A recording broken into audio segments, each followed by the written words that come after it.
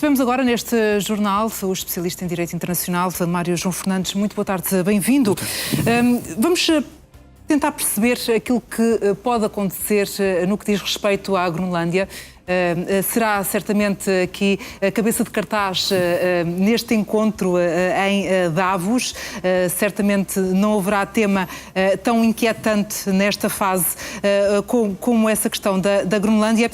E aqui numa altura em que vimos, por exemplo, alguns políticos europeus virem defender e pedirem até uma declaração de independência da União Europeia face às ameaças norte-americanas. A questão é, o que é que Donald Trump pode fazer mais? Ele próprio disse que vamos ter que esperar para ver, mas o que é que pode vir aí?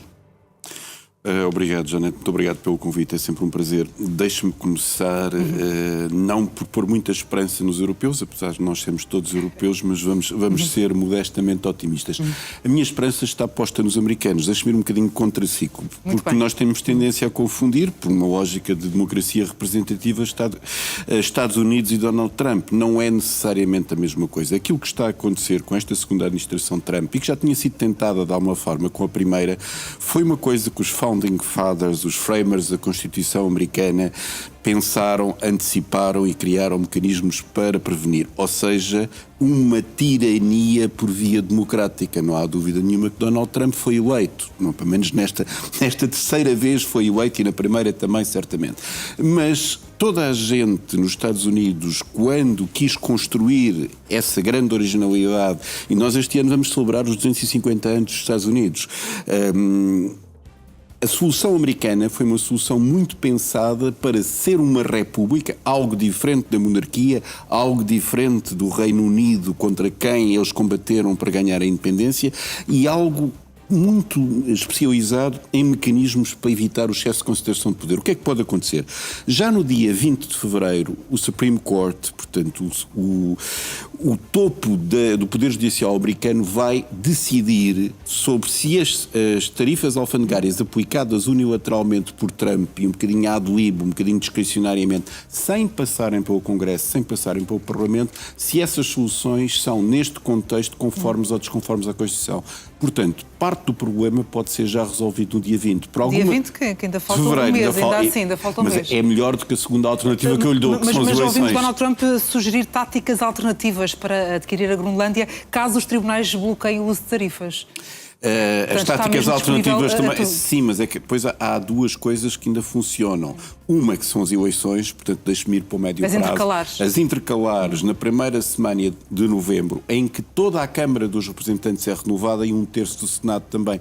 E tradicionalmente, e é por isso que eu fui buscar isto à história da Constituição americana, isto foi pensado para evitar a concentração de poder. Era a mesma coisa, imagina, o primeiro-ministro português conseguia ser eleito na Assembleia da República, fazer passar o governo, ter uma maioria, e 2 anos depois, sem ser por dissolução do Parlamento, a Assembleia da República tinha novas eleições.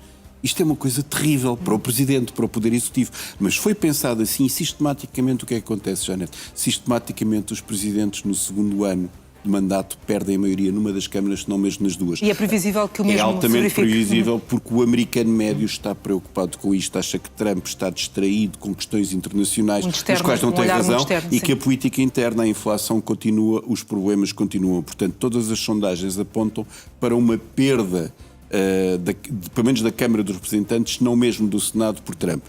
Esta é a do médio prazo, 20 de janeiro, 5 de novembro. Dirá a Janete, demora muito tempo.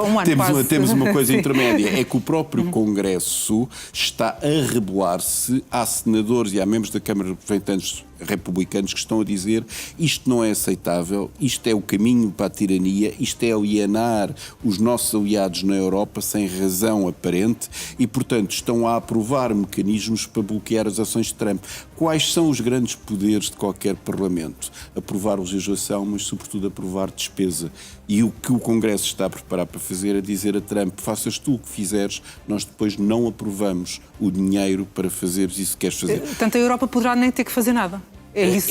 Eu tenho esperança no sistema americano, porque no sistema Isso europeu... seria incrível, face aos esforços que estamos a ver e Mas ao os esforços embate não que se estão a abriu conduzir, aqui. Janete, os esforços não estão a conduzir a nada, a Europa está dividida. Essa questão que eu falava desses políticos, eles diziam que a estratégia de apaziguamento em relação a Donald Trump não está de todo a funcionar. Isso aí Portanto, é óbvio, não há que discutir. Qual é o problema da Europa? É que a guerra comercial com Trump é só a segunda frente. Nós estamos em guerra com a Federação Russa. Estamos numa guerra por procuração através dos ucranianos, que a alternativa é de ser os nossos exércitos, serem os nossos jovens, serem os nossos militares a combaterem a Federação Russa. Isso é uma coisa que a Europa não está em condições políticas de aceitar, mas o risco existe.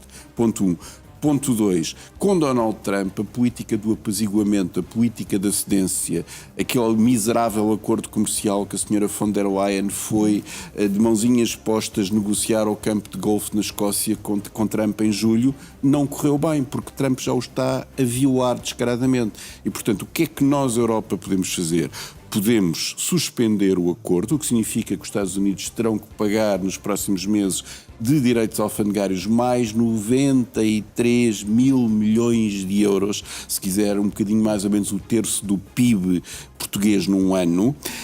Podemos aplicar mecanismos que foram pensados para a China, para pôr a China mais permeável aos nossos interesses, o regulamento anti-coerção, isto é, suspender o acesso dos Estados Unidos e das empresas americanas aos mercados europeus, suspender alguns dos direitos de propriedade intelectual, ou seja, de patentes de empresas americanas, e, sobretudo, podemos pensar, eventualmente, em retomar todo o contencioso de que vocês dão notícia periodicamente da Comissão Europeia quanto às big techs americanas, em matéria de proteção de dados, em matéria de inteligência artificial, em matéria de direitos dos consumidores, porque tudo isso são formas de fazer pressão sobre Trump. Qual é o perigo dessa abordagem? Para já é preciso uma maioria qualificada para o fazer.